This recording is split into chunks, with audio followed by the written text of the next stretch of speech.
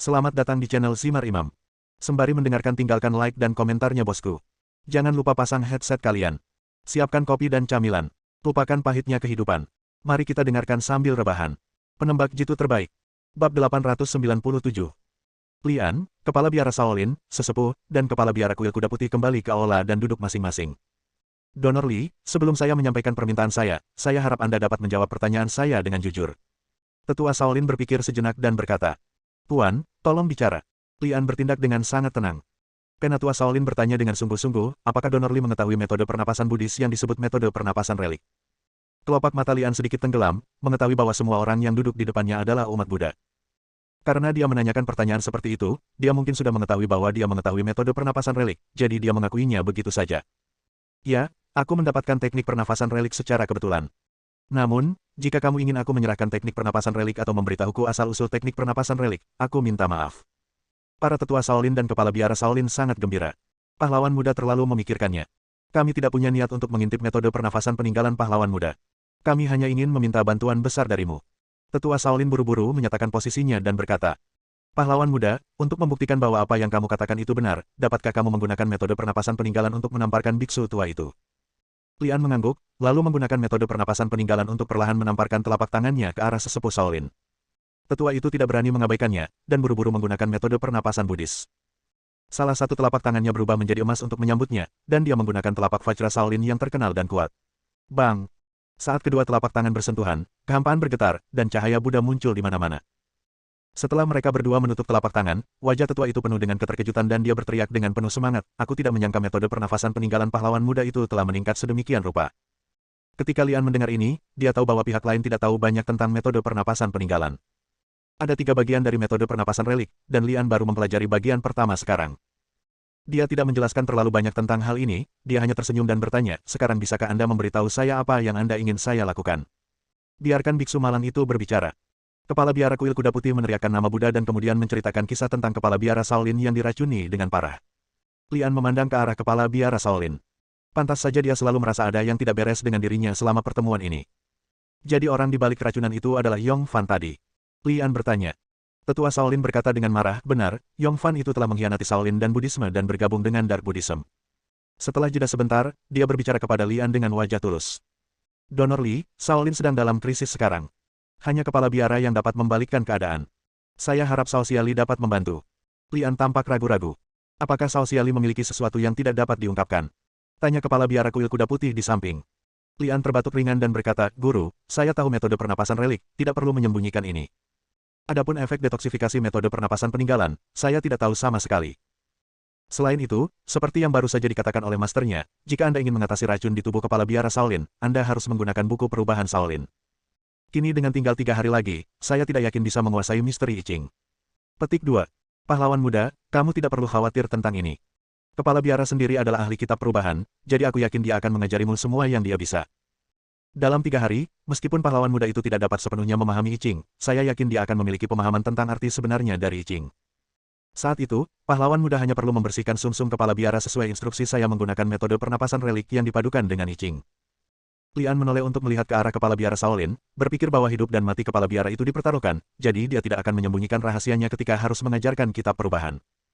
Bagi saya sendiri, boleh dikatakan saya telah melakukan yang terbaik, namun pada akhirnya saya mengambil keuntungan besar dan memperoleh arti sebenarnya dari buku perubahan Shaolin.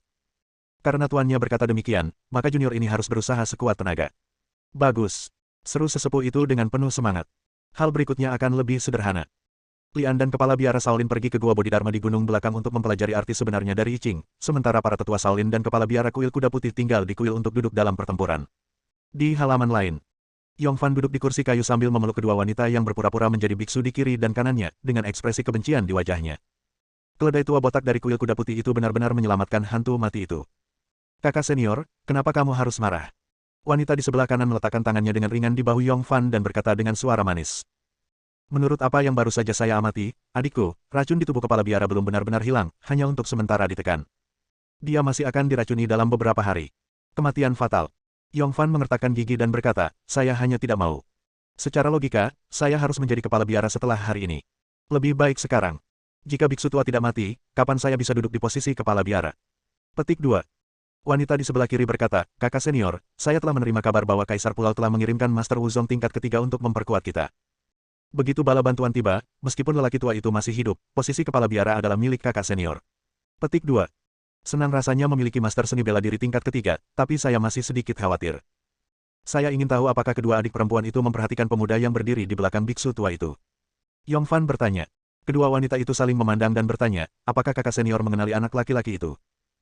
Yongfan menggelengkan kepalanya dan berkata, saya belum pernah melihatnya sebelumnya, tetapi ketika saya melihatnya pertama kali, detak jantung saya berubah, dan saya selalu merasa seperti sesuatu yang buruk telah terjadi. Gadis kedua tersenyum manis dan berkata, karena kakak laki-laki merasa tidak nyaman, maka kami para saudari akan menemukan cara untuk menyingkirkan anak itu sehingga kakak laki-laki dapat merasa nyaman. Oh, apakah kalian berdua benar-benar bersedia membantuku? Teriak Yongfan dengan gembira. Kedua gadis itu duduk di pangkuan Yongfan, dan berkata dengan genit, lihat apa yang dikatakan kakak laki-laki, kita berdua saudara perempuan sudah menjadi saudara laki-lakinya, bagaimana mungkin ada alasan untuk tidak melakukan yang terbaik untuk kakak laki-laki? Saya hanya berharap kakak laki-laki saya akan menjadi kepala biara Shaolin dan mencapai prestasi besar di depan Kaisar Pulau. Petik 2. Haha. Bagaimana mungkin? Aku, Yongfan Qi, apakah orang yang tidak tahu berterima kasih seperti itu? Saat Yongfan berbicara, tangan besarnya menjadi tidak jujur. Kedua gadis itu segera terkesiap karena provokasinya, dan mereka bertiga benar-benar berselingkuh di halaman ini. Larut malam, dua pria berbaju hitam berlari menuju Gua Bodhidharma di belakang Gunung Shaolin. Saat mereka masih berada 100 meter dari Gua Bodhidharma, keduanya berhenti satu demi satu. Kakak senior, menurutku tidak ada yang salah ketika kakak senior menyebutkannya di siang hari. Kenapa aku menjadi bingung sekarang? Jangan takut, adik perempuan. Pria itu seumuran denganmu dan aku. Seberapa cakap dia? Jangan khawatir, jika adik perempuan gelisah, dia akan tetap berada di luar gua nanti. Aku akan pergi sendirian. Kakak senior, kepala biara Shaolin juga ada di dalam gua. Saya khawatir tidak pantas bagi Anda untuk masuk sendirian. Itu hanya orang yang keracunan. Membunuh mereka berdua hanyalah masalah mengangkat tangan. Kakak senior, sebaiknya aku pergi bersamamu untuk mencegah terjadinya kecelakaan. Tidak apa-apa. Setelah berbincang singkat, kedua pria berbaju hitam itu kembali menyelinap menuju Gua Bodhidharma. Mereka adalah dua wanita yang menyamar sebagai biksu di samping Yongfan pada siang hari. Bab 898. Amitabha. Sebelum kedua gadis iblis itu bisa mendekati Gua Bodhidharma, nyanyian Dharma datang dan langsung mengejutkan mereka. Kedua gadis iblis itu mendongak dan melihat seorang biksu agung berdiri di luar Gua Bodhidharma. Dua dermawan wanita, saya, Sang Buddha, penuh belas kasihan, dan Anda akan aman ketika Anda berbalik. Kedua penyihir itu saling memandang. Mereka baru saja mengkhawatirkan kepala biara Shaolin, tapi tanpa diduga mereka bertemu dalam sekejap mata. Adik perempuan akan melindungiku. Aku akan pergi menemui biksu tua ini. Bagus. Salah satu dari mereka melangkah maju, melepas topengnya saat dia berjalan, dan kemudian mulai melepas atasannya, memperlihatkan bahu putih dan separuh dadanya. Guru, Anda adalah seorang biksu yang tercerahkan, mengapa Anda mendiskriminasi kami perempuan? Di tanah suci Buddha, hanya laki-laki yang diangkut tetapi tidak perempuan. Jika tidak, mengapa tidak membiarkan perempuan datang ke sini? Guru, menurut Anda apakah saya memiliki kebijaksanaan dan dapatkah saya mencapai pencerahan dan menjadi Buddha? Menguasai. Setiap perkataan sang penyihir penuh dengan godaan, dan dia langsung menggunakan pesonanya untuk menghadapi kepala biara Shaolin. Jika itu orang lain, saya khawatir mereka sudah jatuh ke dalam perangkap. Kepala biara Shaolin adalah seorang biksu terkemuka dengan konsentrasi tinggi. Dia mengangkat satu tangan di depan dadanya dan meneriakkan nama Buddha. Amitabha, donor wanita, harap hargai dirimu sendiri. Gadis iblis itu merasakan sensasi manis di tenggorokannya, dan seteguk darah muncrat dari mulutnya, langsung terluka oleh energi internal kepala biara Shaolin. Beku tua, bukankah kamu mengatakan bahwa aku, Sang Buddha, berbelas kasih? Mengapa kamu ingin menyakiti orang lain? Menurutku kamu munafik dan keras kepala. Saat dia mengatakan itu, penyihir itu melambaikan tangannya dan menembakkan jarum terbang dan menyerangnya. Keras kepala. Kepala biara Shaolin meraung dengan marah, melambaikan tangannya, dan membungkus semua jarum terbang di lengan bajunya, lalu menyebarkannya keluar, dan jarum terbang itu menghantamnya ke belakang. Penyihir itu terkena jarum terbang dan jatuh ke tanah. Kakak senior, teriak gadis iblis lainnya. Adik perempuan, jangan datang. Biksu tua ini sangat kuat. Cepat keluar dari sini. Gadis iblis yang jatuh ke tanah berteriak keras, lalu melompat dari tanah dan berteriak. Biksu tua, bibiku akan bertarung denganmu. Bang! Kepala biara Shaolin membuat gerakan kuat dengan telapak vajra miliknya dan membuat gadis iblis itu terbang menjauh. Kakak senior. Gadis iblis lainnya berteriak lagi, menatap tajam ke arah kepala biara Shaolin, membalikkan telapak tangannya, dan kepulan asap merah muda muncul. Mendengus. Kepala biara Shaolin mendengus dingin dan menyapu asap merah muda itu dengan angin kencang. Gadis iblis itu juga terluka oleh kekuatan sapuan dan tidak berani tinggal lebih lama lagi. Dia melemparkan bom asap dan melarikan diri. Salah satu dari dua gadis iblis itu tewas dan yang lainnya terluka, tetapi kepala biara Shaolin tidak mengejarnya. Setelah melihat gadis iblis itu melarikan diri, dia hampir jatuh ke tanah karena bergoyang. Kepala biara Shaolin diracuni dengan parah. Meskipun dia untuk sementara ditekan oleh teknik menusuk jarum perak, racunnya masih tertinggal di tubuhnya. Menguasai. Suara lian datang dari Gua Bodhidharma. Biksu malang itu masih bisa bertahan. Pahlawan muda hanya perlu berlatih Yiching dengan sepenuh hati seperti yang saya katakan. Biksu malang itu akan berada di sini untuk melindungi pahlawan muda. Saat kepala biara Shaolin berbicara, dia duduk bersila di pintu masuk gua, dengan aura tertentu bahwa satu orang dapat mengendalikan orang lain. Terima kasih, Guru. Saya akan berusaha sebaik mungkin untuk memahami Yiching dalam 3 hari. Di dalam halaman Shaolin. Setelah gadis iblis itu melarikan diri kembali, dia menceritakan apa yang terjadi, menutupi wajahnya dan menangis. Kakak senior, biksu tua itu sekarang telah sepenuhnya memulihkan keterampilannya, dan kakak perempuan senior meninggal secara tragis di bawah tangannya. Kamu harus membalaskan dendam kakak perempuan senior. Bang! Yongfan memukul dengan telapak tangan, menghancurkan meja kopi menjadi bubuk, dan berteriak, orang tua, beraninya kamu membunuh adik perempuanku. Tunggu aku pasti akan menghancurkanmu menjadi abu. Petik 2. Setelah mengatakan itu, dia melangkah maju dan membantu gadis iblis itu berdiri. Adik perempuan, jangan khawatir, lelaki tua itu hanya punya waktu paling lama 3 hari untuk hidup. Begitu bala bantuan tiba, kami akan membunuhnya dan menghancurkan Shaolin. Ya, penyihir itu mengangguk. Adik perempuan, ayo pergi ke aula dalam dan biarkan kakak laki-laki melihat lukamu. Kakak senior. Seorang pria dan seorang wanita penuh dengan pikiran penuh nafsu. 3 hari akan segera tiba. Malam itu, seorang lelaki tua mengenakan topi jerami dan jubah datang ke halaman Shaolin. Tidak ada yang tahu kapan atau bagaimana lelaki tua itu masuk. Seolah-olah dia tiba-tiba muncul dari tanah. Orang pertama yang menemukan lelaki tua itu adalah seorang biksu yang menjaga halaman. Dia hendak memukulnya dengan tongkat, namun tertahan oleh aura kuat yang memancar darinya dan jatuh berlutut. Siapa yang berani membuat masalah di halaman rumahku? Yongfan memperhatikan aura yang begitu kuat dan mengira itu adalah invasi musuh asing, jadi dia buru-buru melompat keluar rumah bersama gadis iblis itu. Cek, cek. Sebuah tawa aneh datang, dan kemudian lelaki tua itu melepas topi jerami di kepalanya dan berkata, Adik laki-laki Yongfan, kami tidak bertemu denganmu selama beberapa tahun, apakah kamu tidak mengenaliku? Yongfan melihat dengan bantuan sinar bulan dan melihat bahwa lelaki tua itu tidak memiliki alis di wajahnya, dan mata kanannya berlubang dan ditutupi bekas luka, seperti hantu. Orang-orang biasa akan ketakutan setengah mati ketika mereka melihat kemunculan lelaki tua itu, tetapi wajah Yongfan berseri-seri karena gembira. Dia langsung bersujud dan berkata dengan gembira, ternyata itu kakak senior Wu Mei. Saya tidak menyangka itu. Kaisar Pulau akan berada di sini kali ini. Saya sebenarnya mengirim kakak laki-laki saya untuk membantu saya, sesuatu yang hebat dapat dicapai. Haha. Wu Mei tertawa keras, lalu matanya beralih ke gadis iblis di belakang Yongfan. Yongfan segera mengerti dan berkata dengan wajah datar, adik perempuan, ini kakak senior Wu Mei, yang memiliki budidaya seni bela diri tingkat ketiga. Mengapa kamu tidak segera datang dan menemuinya? Gadis iblis itu mempraktikkan seni pesona, dan sekilas dia tahu bahwa Wu Mei tertarik padanya. Dia melangkah maju dan membungkuk kepada Ying Ying dan berkata, adik perempuan telah bertemu dengan kakak laki-laki. Setelah sedikit jeda dalam kata-katanya, dia berkata dengan ekspresi cerah. Kakak senior, kakak muda memiliki kakak perempuan senior. Dia sangat merindukannya ketika mengetahui bahwa kakak senior datang, tetapi dia dibunuh 3 hari yang lalu. Saya berharap kakak senior dapat membalaskan dendam kakak senior. Oh, siapa yang melakukannya? Wu Mei bertanya dengan berpura-pura terkejut. Itulah yang dilakukan kepala biara Shaolin. Gadis iblis itu menangis. Wu Mei berkata dengan marah, Huff, jika kamu berani membunuh seseorang di sekte saya akan membunuh keledai botak tua itu sekarang juga. Yongfan melangkah maju dan berkata, kakak senior, jangan cemas, kamu dan aku tidak bertemu satu sama lain selama beberapa tahun, jadi kita harus minum-minum malam ini. Selain itu, lelaki tua itu telah terinfeksi racun yang mematikan dan diperkirakan tidak akan bertahan hidup malam ini, jadi lebih baik memulai lagi besok pagi. Petik 2. Adik laki-laki mengatakan itu dengan sopan. Mata Wu Mei beralih ke gadis iblis itu lagi. Yongfan terbatuk dan berkata, adik perempuan, tolong bawa kakak laki-laki ke aula dalam secepatnya. Ya. Gadis iblis itu berjalan mendekat dan bersandar pada Wu Mei, terengah-engah dan berkata, kakak senior, ayo masuk ke dalam dan bicara. Baiklah, adik perempuan, ceritakan saja padaku bagaimana keledai tua botak itu membunuh kakak perempuanmu. Wu Mei mengulurkan tangannya dan mulai memakan tahu itu. Yongfan terlihat sangat tidak nyaman, tapi dia tidak mengatakan apapun, baginya, penyihir hanyalah sebuah alat. Malam itu, Wu Mei Yunyi ditemani oleh gadis iblis itu, sementara Yongfan sibuk sepanjang malam, bersiap bertarung demi Shaolin keesokan paginya. Bab 899. Malam baru saja surut ketika ada 2 sosok di gunung belakang kuil Shaolin berlari menuju Gua Bodhidharma. Yang memimpin adalah gadis iblis di samping Yongfan, diikuti oleh Wu Mei yang baru saja tiba tadi malam. Wu Mei menatap pantat penyihir itu yang berputar, mengingat kegilaan di tempat tidur tadi malam dan mau tidak mau mempercepat langkahnya dan melemparkan penyihir itu ke tanah. Kakak senior, ya.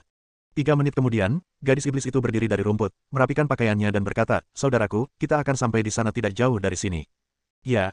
Wu Mei tersenyum, adik perempuan, siapa yang lebih kuat antara aku dan Yongfan? Cek, cek. Wu Mei tersenyum bangga, melingkarkan lengannya di pinggang gadis iblis itu dan berkata, adik perempuan, kamu berjalan terlalu lambat, biarkan aku membantumu. Wu Mei juga ingin memamerkan kekuatannya, jadi dia berlari bersama gadis iblis di pelukannya beberapa kali lebih cepat dari sebelumnya. Hah? Setelah beberapa menit, Wu Mei berhenti dan berhenti. Kakak senior, ada apa? Gadis iblis itu bertanya dengan bingung setelah kakinya menyentuh tanah. Adik perempuan, bukankah menurutmu kabut ini agak aneh? Wu Mei menatap sekeliling dengan ekspresi kewaspadaan di wajahnya. Gadis iblis itu tidak merasa ada yang salah ketika dia dipimpin oleh Wu Mei sebelumnya, tetapi sekarang dia menemukan masalahnya setelah diingatkan oleh Wu Mei. Sebelumnya, Gua Bodhidharma masih terlihat di tengah gunung, namun sekarang tertutup kabut dan Anda tidak dapat melihat apapun. Kakak senior benar, kabut ini sungguh aneh. Ikuti aku, hati-hati, kata Wu Mei dan melangkah maju, tidak lagi menggunakan teknik tubuh ringan, dan sangat berhati-hati dengan setiap langkah yang diambilnya. 10 menit kemudian, Wu Mei berhenti lagi dan menatap sepasang jejak kaki di tanah. Adik perempuan, kita kembali ke tempat kita tinggal tadi. Jejak kaki di tanah sengaja ditinggalkan oleh Wu Mei 10 menit yang lalu. Kakak senior, bagaimana ini bisa terjadi? Gadis iblis itu bertanya dengan bingung. Wu Mei mendengus dingin dan berkata, seseorang telah memasang susunan kabut di sini untuk mencegah kita memasuki Gua Bodhidharma. Formasi. Kakak senior, apa yang harus kita lakukan? Gadis iblis itu bertanya dengan cemas. Wu Mei tersenyum dan berkata, jangan khawatir, bisakah formasi kabut menghentikan saya? Setelah itu, Wu Mei berjalan menuju sebuah pohon besar setinggi beberapa meter dan menendang keras akar pohon tersebut dengan jari kakinya. Terdengar bunyi, pop, dan pohon tersebut patah hingga ke akarnya. Wu Mei mengulurkan tangan dan meraih pohon besar itu dengan kedua tangannya. Adik perempuan, minggir. Melihat ini, penyihir itu buru-buru melompat ke samping. Wu Mei terlihat memegang pohon besar itu dan berputar di tempatnya, kecepatan putarannya menjadi semakin cepat dan lambat laun membentuk angin yang sangat besar. Panggilan. Wu Mei tiba-tiba melemparkan pohon besar di tangannya ke arah gunung, menyebabkan angin kencang menerpa dan menyedot seluruh kabut di sekitarnya. Dalam sekejap, kabut menghilang dan Gua Bodhidharma muncul kembali di hadapan kami. Namun, ada seorang pemuda berdiri di atas batu setinggi setengah pria di depan gua, dengan tangan di belakang punggung dan memandang mereka berdua dengan tenang. Siapa kamu? Wu Mei bertanya sambil menatap Lian, samar-samar menyadari bahwa Lian juga orang kuat di alam Wuzong. Memiliki kekuatan alam Wuzong di usia yang begitu muda membuat Wu Mei merasa sangat tabu. Gadis iblis itu mendatangi Wu Mei Senmi dan berkata, kakak senior, saya telah melihatnya. Dia satu kelompok dengan kepala biara Shaolin. Orang yang berdiri di atas batu itu tak lain adalah Lian, yang memasuki Gua Bodhidharma 3 hari lalu untuk mempelajari kitab perubahan. Gadis iblis itu melihat sekeliling lagi dan berkata dengan sedikit gembira, kakak senior, jika kamu belum pernah melihat kepala biara Shaolin, dia pasti mati karena racun. Wu Mei menepuk keningnya, menatap Lian dan mendengus dingin, karena kamu dan keledai botak tua itu satu kelompok, izinkan aku memberimu tumpangan. Jejak sarkasme melintas di wajah Lian, dia menatap penyihir itu dan berkata, Tuan Kepala Biara menyelamatkan hidupmu 3 hari yang lalu, tapi aku tidak menyangka kamu akan kembali ke sini tanpa pertobatan. Kalau begitu izinkan aku mengirimmu untuk menemuimu kakak perempuan. Gadis iblis itu gemetar saat mendengar ini, dan Wu Mei merasa marah saat melihat dia diabaikan. Wah, jika kamu ingin membunuhnya, kamu harus melewati aku dulu. Wu Mei meraung, satu-satunya mata kirinya melotot marah, dan dia terbang seperti meriam untuk menyerang Lian. Ledakan. Batu yang berdiri di kaki Lian terkoyak oleh pukulan Wu Mei, namun Wu Mei tidak melukai Lian. Hah? Wu Mei menghela nafas, jelas merasa bahwa dia telah memukul Lian, tapi Lian entah kenapa menghilang dari pukulannya. Ah! Jeritan datang dari belakang. Wu Mei menoleh ke belakang dan melihat gadis iblis itu sekarat dengan menyedihkan di tanah, dengan Lian berdiri di sampingnya.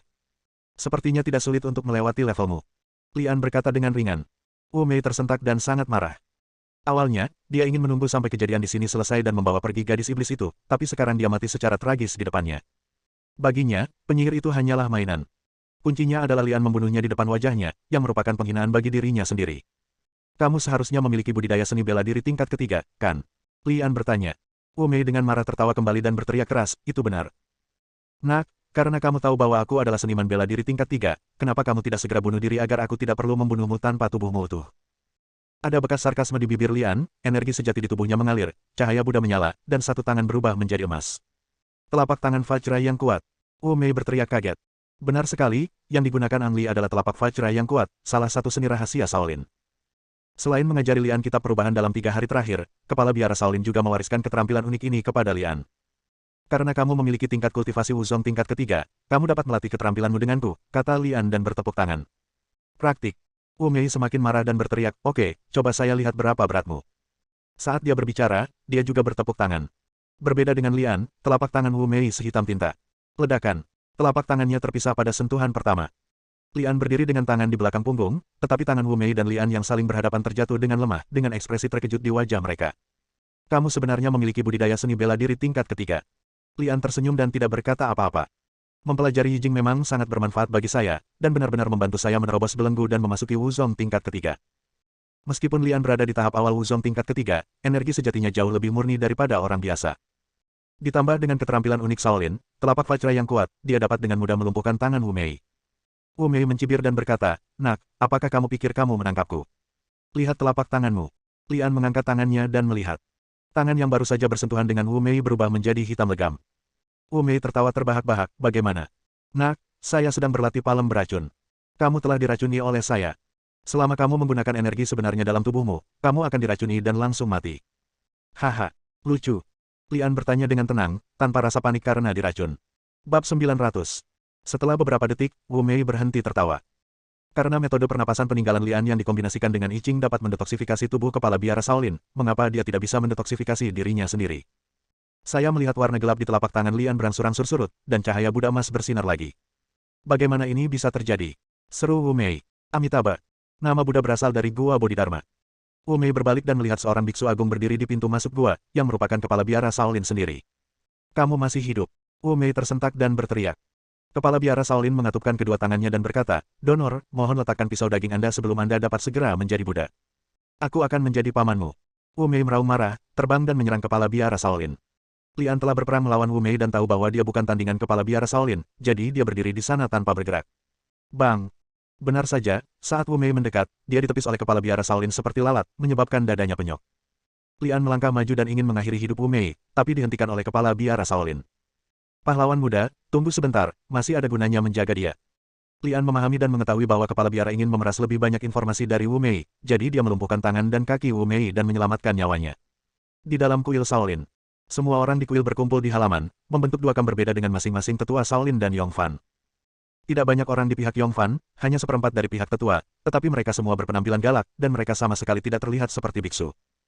Adapun para sesepuh Shaolin, meskipun jumlahnya banyak, kebanyakan dari mereka bukanlah praktisi seni bela diri, mereka semua adalah biksu biasa.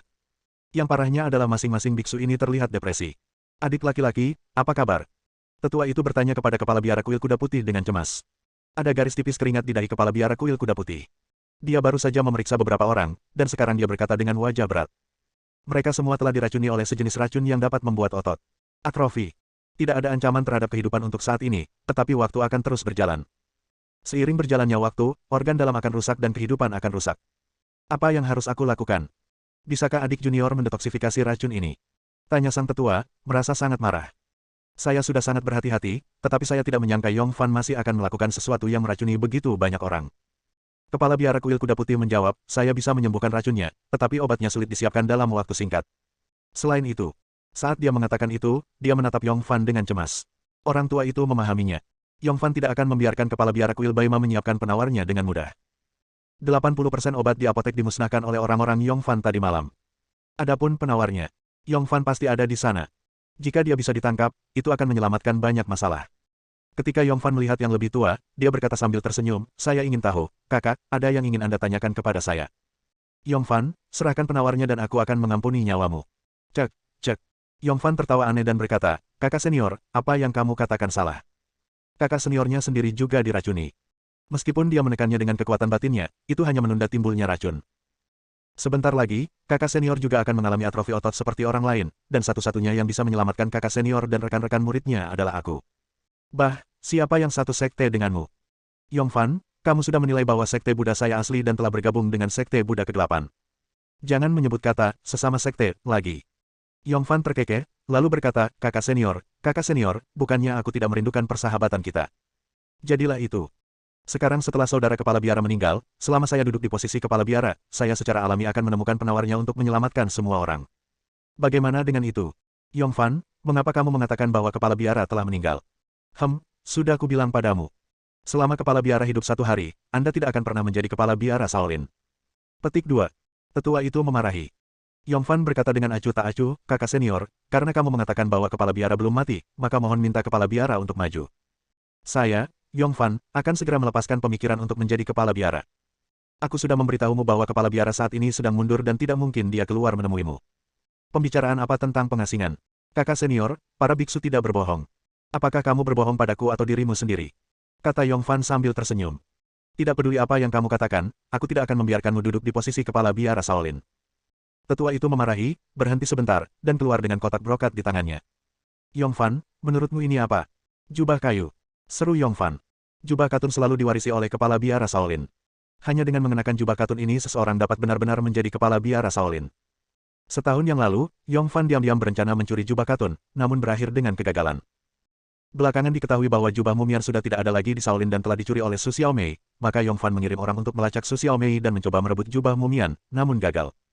Sekarang jubah katun tiba-tiba muncul di tangan orang tua itu, bagaimana mungkin Yongfan tidak terkejut? Mengapa jubah katun ada di tanganmu? Yongfan bertanya. Tetua itu menjawab, jubah katun ini dikembalikan ke kuil kami oleh Li Shaoxia. Yongfan, kamu pasti tahu arti jubah katun ini. Tanpa jubah katun ini, kamu tidak akan pernah bisa menjadi kepala biara Shaolin. Ekspresi Yongfan terus berubah, dan akhirnya dia mengertakkan gigi dan berkata, kakak senior, karena kamu begitu keras kepala, jangan salahkan aku karena kejam. Kamu memaksaku melakukan ini. Saat dia berbicara, dia melambaikan tangannya dan berteriak keras. Naik, bunuh semuanya dan ambil kembali jubah katunnya. Awalnya Yongfan tidak ingin sampai pada titik ini dan menimbulkan terlalu banyak insiden berdarah, yang akan berdampak pada citranya setelah naik tahta kepala biara Shaolin. Oleh karena itu, dia diam-diam akan meracuni dan menggunakan racun untuk mengancam semua orang. Saat ini, dia tidak terlalu mempedulikannya lagi, dan berpikir untuk mengambil jubah katun kayu terlebih dahulu. Umat Buddha kegelapan yang berdiri di belakang Yongfan semuanya bergegas menuju sesepuh dengan pisau baja di tangan mereka dan niat membunuh tersembunyi di tubuh mereka.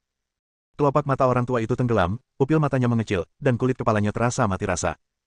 Jika dia bertarung sendirian, dia tidak akan mampu mengalahkan siapapun, tetapi dengan begitu banyak orang yang menyerangnya pada saat yang sama, banyak murid Shaolin lainnya pasti akan mati secara tragis. Berhenti!